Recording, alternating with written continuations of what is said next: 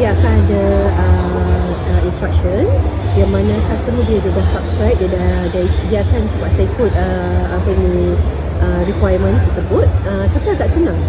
Jadi page by page tu perlukan own details, dan juga dia akan lead to another page yang mana customer perlu masukkan beneficiary names.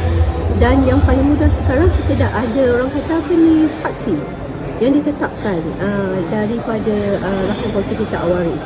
Jadi dalam setiap page tu memang disusun, dan kemudian page yang terakhir tu dia akan namakan pewaris, saksi yang dah ditetapkan oleh Awaris. Maksudnya saksi itu memang dari Awaris sendirilah, bukan macam dari keluarga ke?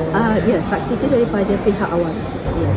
Mungkin Datin boleh ceritakan macam ni lah, kalau sebelum ni kan nak isi wasiat macam kena ada peguam, ada saksi, transactional kan. So sekarang melalui aplikasi je. Okey, betul. Perkhidmatan melalui digital platform ni lebih senang untuk customer. Dulu memang betul. Ya, customer untuk buat penulisan wasiat mereka perlu melalui servis agensi dan juga melibatkan orang kata peguam dan sebagainya. Tapi dengan digital platform sekarang dia lebih menyenangkan.